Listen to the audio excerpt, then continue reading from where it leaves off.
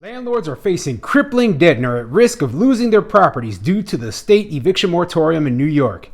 And meanwhile, in California, nearly 45% of tenants either don't qualify or refuse to cooperate in applying for the rental assistance program. I'm Tony, and this is Real Estate Investing and Landlord News. All right, so I have a couple of interesting articles for you today, and they're going over the state eviction moratorium up in New York, which did end, but the consequences of that program, they're still going on for landlords, okay? A lot of landlords up there are still suffering. They still haven't been able to get the tenants out of their properties because when they reopened the courts, there was just a flood of cases in there, and the cases are backlogged in the court. So it's going to take a while before they're finally able to hear, everyone's case and get those people out of those properties.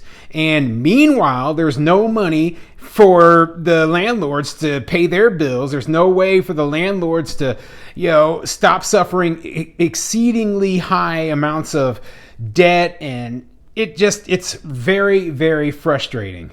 But my second story is from California, and it's going over the fact that 45% of tenants, right? They either refuse to cooperate in applying for the rental assistance or they don't qualify for the rental assistance. So, that's nearly half of all tenants who, their landlords can't get any rental assistance money for them. You see how ridiculous this whole thing is? This is my big gripe with all these programs. They just weren't set up with the landlord in mind. They always thought, we got to help these tenants. We got to help these tenants. Well, they never thought, who are the tenants paying?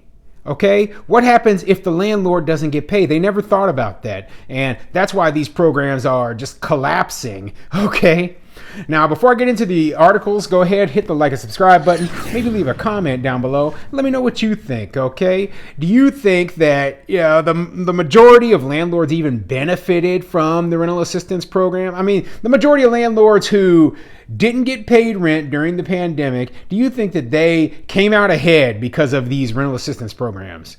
I don't, okay? I think that even the landlords who took rental assistance, they ended up losing money. That rental assistance just barely was just the tip of the iceberg, because a lot of these tenants, they owed more money than the rental assistance could pay. And then in the case of California, we're talking about nearly 45% of tenants you couldn't even get rental assistance for them. So, wow, I mean, it's a nightmarish situation for landlords, and it's absolutely frustrating. So, the first article I have today, it's coming from the bkreader.com, and it says, Brooklyn landlords speak out, say they have crippling debt and are at risk of losing their property behind the eviction moratorium. Yeah, and this article, it goes into, the stories of a couple of landlords up in Brooklyn. And, I like reading articles like this because it shows that, hey, this isn't just some, large national statistics or, big global corporations out there. There's a lot of small landlords out there who are really, really struggling. And, it was all created by these eviction moratoriums. The people who put these in place didn't even think that people like us existed. They just were, these huge companies will be just fine. Well, a lot of the stuff that happened during the pandemic, it hurt small businesses, small property owners more than it hurt any of the big globalized corporations, okay? And that's why I want to highlight stories like this. So let's get into this article, and I'm going to skip around a bit in it because it's a pretty long one, and I want to get into these stories. So Clarence Hamer says he is on the verge of losing the Brownsville home he'd hoped to pass down to his children after an eviction proceeding he started before the pandemic was delayed a year during the eviction moratorium. Dan Barrero says he's $60,000 in debt due to a tenant who stopped paying during the pandemic, despite staying employed.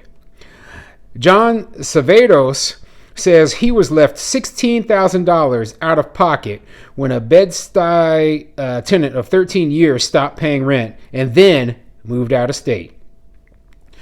All three say they are supportive of the eviction moratorium designed to keep tenants in their homes during the COVID-19 pandemic's massive job closures. However, they say inefficiencies with payouts and slowdowns in the courts have had unintended and extremely damaging consequences on small landlords. Well, these guys, right? I'm sure they're saying that they are in support of the eviction moratorium to the people who wrote this article because they don't want to look like bad guys. Okay, I don't blame them, but there is no way.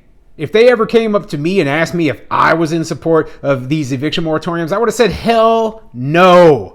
Okay, so yeah, these guys are a lot nicer than me. I'm sure that they just didn't want the backlash, right? But the eviction moratoriums don't work. I knew it from the very beginning. I knew that they were unlawful from the very beginning, and I never want to see them in place. Okay, so you know these guys, you know, like they say that, you know, we're in support of it, but I don't think they really are. I really don't. Okay, now obviously they've suffered huge losses and it's absolutely awful, but that should show them that the eviction moratorium, if they did believe that the eviction moratorium was a good thing, then these losses that you suffered should show you that, hey, this isn't going to work. It isn't going to work. Okay. All three say they were unable to evict tenants who had the ability to pay rent but refused to do so. Or in Savato's case, tenants that did lose work but refused to apply for any rental relief and then moved. Savatos, who owns 4 properties in Brooklyn, said for the most part his tenants kept paying rent during the pandemic. Or, he said, they communicated about issues and thankfully applied for rental assistance. However, a set of tenants in his Throop Avenue building chose a different route. They had lived there for 13 years, and because they've lived here for so long, we had a good relationship. So when the pandemic hit and the tenant said they couldn't pay the full rent due to losing work, he accepted reduced payments of $500, $600, or $700, whatever he could pay from his employment.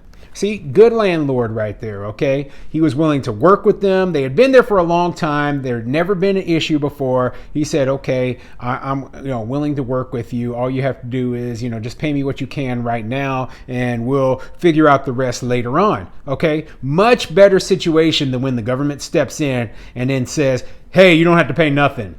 Because when the government does that, that takes away any motivation for the tenant to even try to make the bills and pay the bills, okay? And that's exactly what it seems like happened here in his situation. Mentally, I fell back on our relationship that, he's fallen behind on the rent before, he's always caught up. I've known him over a decade, Savato said. But those payments abruptly stopped in February of 2021, and so too did communication. Savato said after numerous unanswered emails and calls and unsuccessful visits to the house, the tenants told him they'd stop paying so they could get enough money together to move out of state. Savato said they asked for 6 more weeks in the apartment, rent-free, to get their things together, and said they'd be gone. Although Savato said it didn't happen within the promised time frame, the tenants ended up leaving, owing $16,000. So yeah, these tenants did what I would have suggested. Get the heck out of New York, okay? It isn't worth it, okay? During the pandemic, you lost your job. The place is expensive as heck. They have high as heck taxes. Get out of there. There's no reason to stay in a place like that. So the tenants, they actually did something smart. They knew they didn't have to pay, and they screwed this landlord over, but they got the heck out of New York, hey? But back on to the landlord, this landlord's out $16,000 because these tenants decided to stop paying. And, he had no way to get these tenants out of there. Fortunately, they left on their own. So he was able to eventually get the new tenants in there and have somebody who is paying rent living in his unit. So that's a better than nothing situation. Worst case would have been he would have had to wait all the way until January of this year when the New York State eviction moratorium ended. And that would have been disastrous, okay? So let me skip down because they talk about the second landlord story, and I want to get this guy's story in too because it is another bad situation. House at risk of foreclosure. Clarence Hamer bought his Rockaway Avenue house in 2007 with plans to pass the two-story home on to his children. In 2019, he bought a second home upstate and relocated, keeping the Brownsville house as an investment until his children were old enough to move in. But now, Hamer and his family are at risk of losing the Brooklyn property. In May 2019, he rented the bottom floor 4-bedroom apartment to a young woman who he says stopped paying rent 2 months later.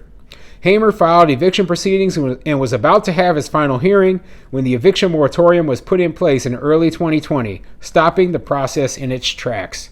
So yeah, this guy has been trying to get rid of this tenant who's been renting his unit since May of 2019. So we're going on 3 years right now. You know how ridiculous that is?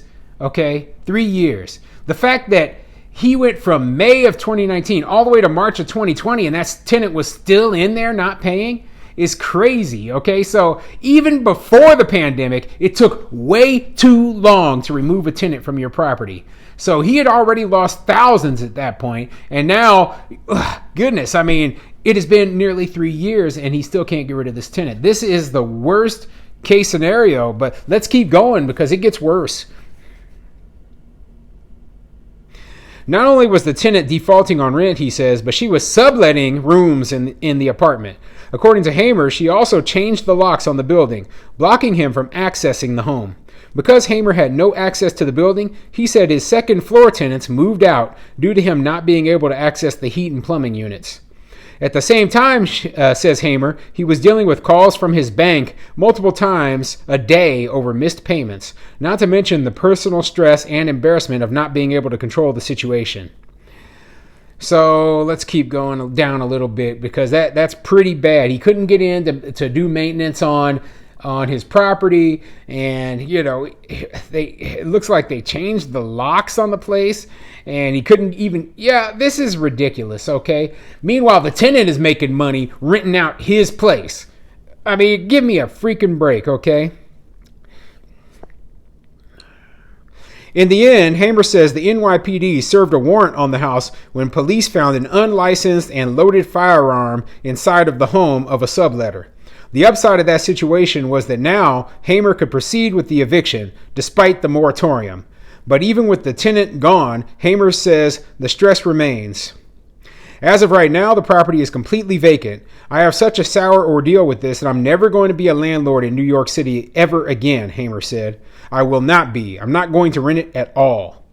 All up, Hamer says he's out $65,000 from the tenant, including the rent, legal fees, bills, taxes, and fines. He's applied for ERAP, but says his application still says it is pending. If he doesn't get the money, he says the court is another option, but the legal fees could be further crippling. So yeah, this guy facing foreclosure, facing financial ruin because of what happened, okay?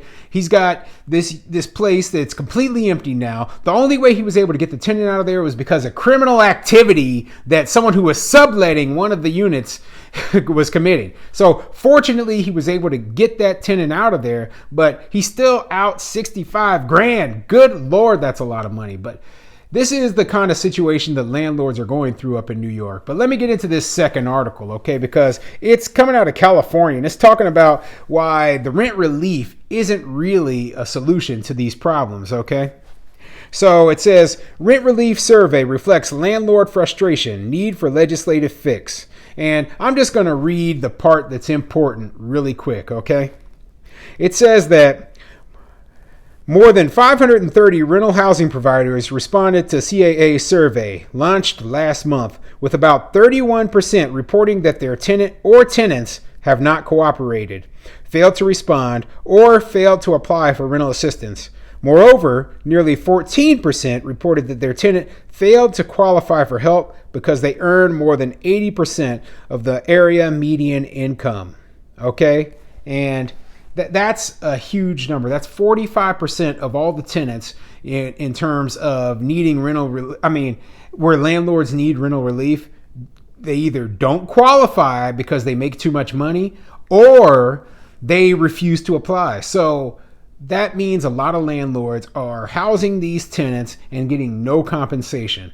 Once again, this is why I say this whole thing is unconstitutional. It's not right, and it needs to end.